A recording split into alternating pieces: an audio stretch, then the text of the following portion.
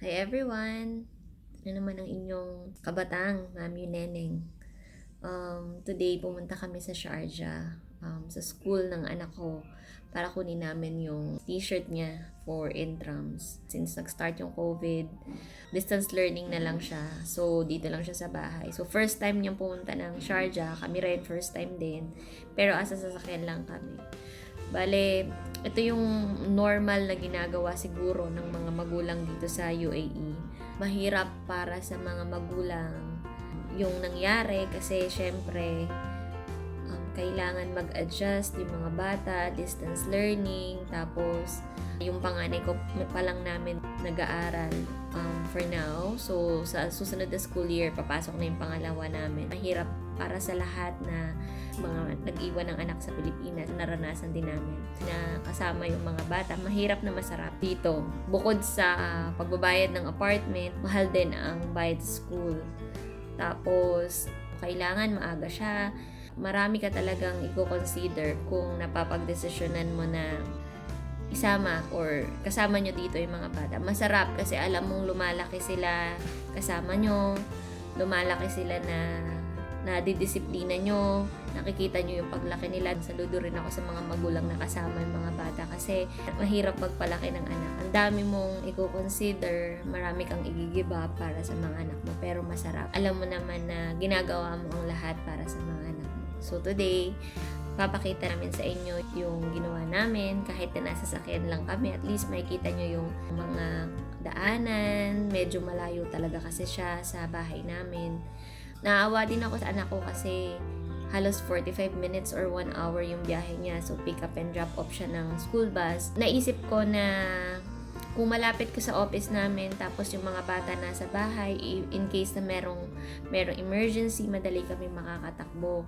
Kaya dito namin naisip na tumira kaysa sa malapit sa school kasi nga may service naman siya. Kami dito kung in case, kasi may dalawa pa akong maliit na bata. So in case na may emergency, madali kami makakauwi. Kaya napili namin dito. So yun na nga, nagpunta kami sa school, samahan nyo kami sa road trip namin. Sana mag-enjoy kayo kahit papano meron kayong natutunan dito sa video namin. Sana mag-enjoy kayo.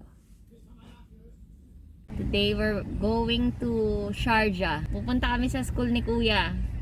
Dapat siya lang. Dahil wala siyang kakwentuhan sa sasakyan, baka makatulog. Kasama kami lahat. Lumipat kasi yung school nila. First time yung makikita. So, samahan nyo kami. See you later! Ganda ng sky ngayon, ano? May clouds.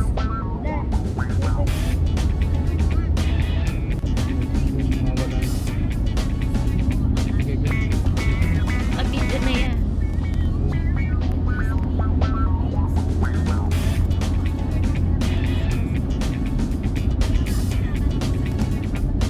Ito yung downside ng UAE, ng Dubai. Tingnan nyo kung gaano kalinis. May mga nakatanim pang mga puno sa baba niya. Wala siyang kaamoy-amoy.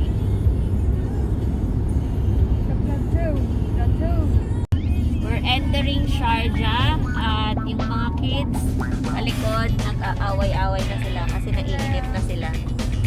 Kuya Zach, magtatampo ka ba? Harang sa pagitan ng mga nag-aaway.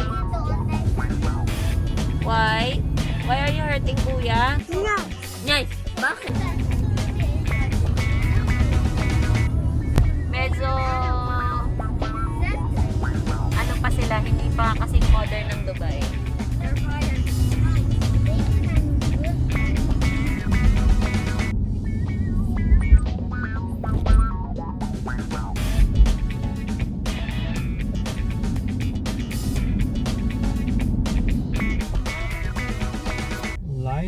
We're here.